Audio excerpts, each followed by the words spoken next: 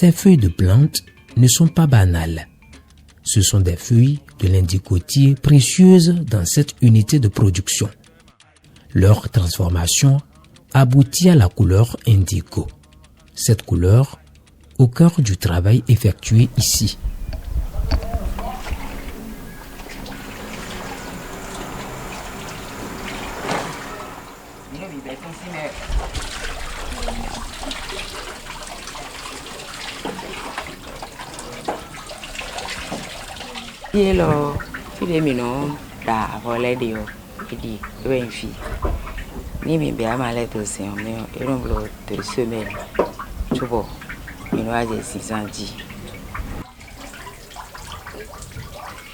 Dans ces récipients se trouvent des rouleaux d'élecreux.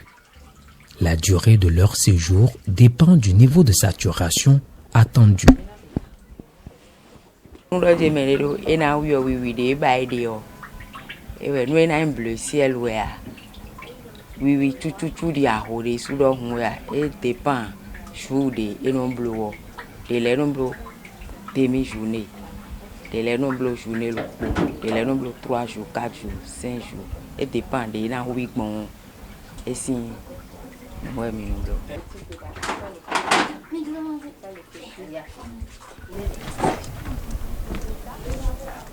Au soleil, l'écru en transformation est séché. Alors, on réexamine le pain obtenu, défait les lisières. Donc on est déjà en train de défaire. Après, on va retirer la lisière. Il y aura une inspection visuelle pour voir si le tissu a été réellement défait entièrement et qu'il n'y a pas d'amas de fil qui pourrait créer une déchirure après. Donc une fois que ce contrôle est opéré, le tissu est envoyé au lavage. Il est lavé, il est séché et après on le fait passer par un bain qui permet de le lustrer pour lui donner un aspect beaucoup plus uniforme, droit, lisse.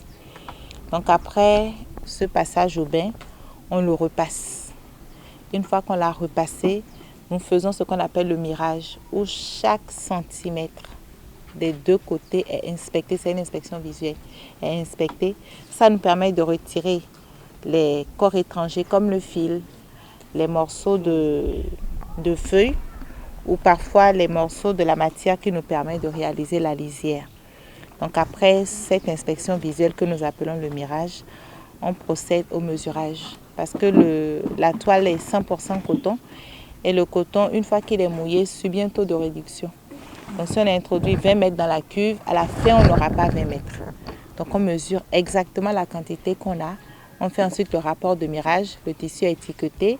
Si c'est un nouveau tissu, on doit lui trouver son nom. Si c'est un ancien tissu, on l'étiquette avec le nom qui est le sien. On le fait rentrer à la boutique et là maintenant il y a la réception, la mise en rayon. Avant ces étapes, il y en a une non moins importante, la préfiguration de tous les motifs sur l'écru. Quand on part des champs jusqu'au produit fini, il y a 25 étapes. 25 étapes, donc ici on peut dire qu'on est à la 14e. Au niveau de la 14e, il fait le pré-traçage. Ensuite, il y aura la couture, la tâche, le nouage, selon la légende du motif qu'on veut réaliser. Après, on va passer aux cuves.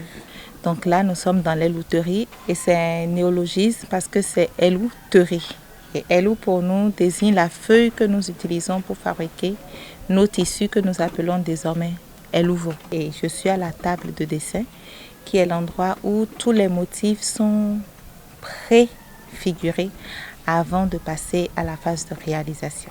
La préfiguration des motifs terminée, la couture prend le relais. Ici, ces femmes matérialisent à l'aide de fils les traces des motifs dessinés sur l'écru.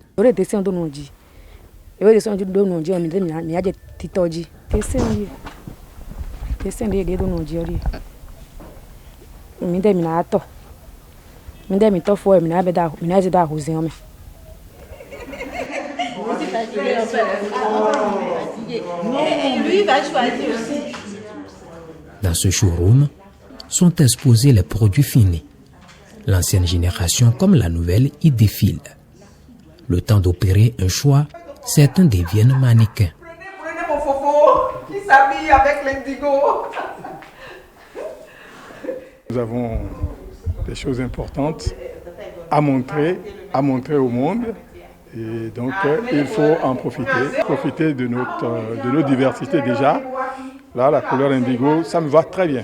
Et c'est ce que j'ai voulu choisir comme habillement, comme chemise. La tenue, la coupe est très belle aussi.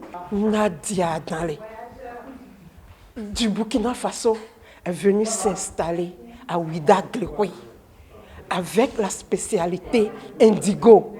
Waouh, ça m'a fait un tic. Je me suis retrouvée dans mon enfance et j'ai adopté l'indigo. Tellement c'est beau.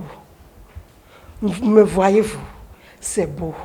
Et lorsqu'on y porte, on se sent imprégné dans du terroir. Et vous savez, lorsqu'on est dans du terroir, on est en symbiose avec toutes les divinités, avec les ancêtres. On est revigoré, on est inspiré à s'élever, à faire de grandes choses. Le pain indigo où éleveur coule. Des emplois sont générés. Dans cette unité de production, une cinquantaine de salariés travaillent. C'est une filière qui très vite impacte économiquement parce que quand on voit le taux de chômage, quand on voit le pourcentage de jeunes que nous avons et de voir que c'est une activité qui a de beaux jours, qui a encore de beaux jours devant elle, c'est une mine de création d'emplois. Donc aujourd'hui, nous avons 43 personnes et parmi ces 43, nous en avons 12 qui sont des personnes vivant avec un handicap. Et sur le volet teinture et sur le volet gestion de la plante dans les champs, c'est des gens qui au départ n'avaient pas de contact ni de savoir-faire sur ce domaine-là. Mais on a eu à les former, à les coacher. Et aujourd'hui, sans que je ne sois derrière tout un chacun, ça roule et ça avance.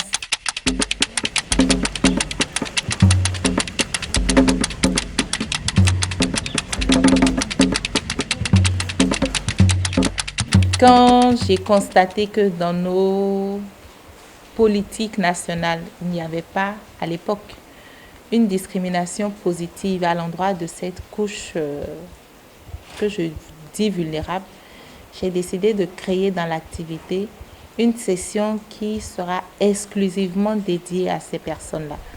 Donc on a beau être artisan, on a beau être expert de quelque manière que ce soit, ne travaille pas là-bas, ce n'est pas la compétence ni le savoir-faire qui t'emmène à travailler dans cette session, c'est vraiment d'abord le handicap.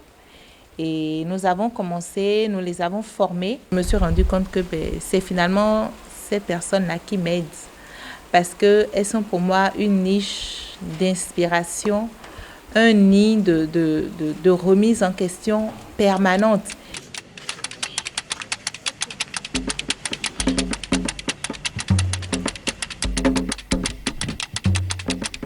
Le gros défaut qu'on reconnaît à l'indigo, c'était sa capacité à dégorger, à déteindre, à salir partout où on le met. Mais aujourd'hui, grâce à la patience et à la rigueur de nos équipes, on a réussi à enlever cette non-qualité-là de notre processus de fabrication. Au Bénin, plusieurs familles, dont les Anyamosu de Ouidah, étaient spécialisées dans la confection de ces pagnes. Au fil des temps, le pain local disparaît du marché et fait place à ceux importés. Lorsque moi j'étais enfant, mes parents m'envoyaient au quartier Kyotan, chez les Anyamosu, pour imprégner le tissu déjà serré dans de l'indigo. Depuis plusieurs années, Nadia Danlé s'investit dans sa réappropriation. Tout est fait à la main. Tout est fait à la main. Moi, j'ai commencé formellement en 2007, mais c'est parti de deux constats. Le premier, c'est que c'est un tissu que moi j'ai vu dans mon enfance et à un moment donné, je n'en voyais plus du tout. Et le deuxième truc, c'est qu'il m'arrivait, de par mon boulot, de voyager. Et quand on voyage, à chaque fois quand on arrive dans les pays, ils nous offrent des cadeaux que je trouve typiques et différents. Et je me suis dit, mais qu'est-ce qu'on peut offrir du Bénin qu'on ne trouve pas ailleurs? Et c'est là que j'ai repensé à ce tissu tel qu'il est fait chez nous. Et j'ai commencé à me documenter, à me renseigner. Et c'est là que j'ai découvert tout le monde, tout l'univers qu'il y avait derrière cette activité-là. Et je me suis dit, on ne peut pas laisser une richesse comme ça partir sur la pointe des pieds sans pouvoir rien faire. Et c'est comme ça que mes pas ont croisé ceux des indigotières de la famille à Niabossou. Donc c'est avec elle que j'ai vraiment appris à connaître ce métier, à le découvrir et à décoder les messages liés à cette activité-là. La clientèle de Nadia ne cesse d'accroître. Et pour la satisfaire, l'ingénieur agronome devenu styliste et spécialiste du pain teinté travaille à l'augmentation du volume de sa production, investit toujours dans la formation de son personnel pour améliorer la qualité de ses pains et les faire adopter davantage aux consommateurs locaux comme étrangers. Le rêve le plus cher de la diplômée de Montpellier en France, faire du pain dénommé El Louveau, un label du Bénin.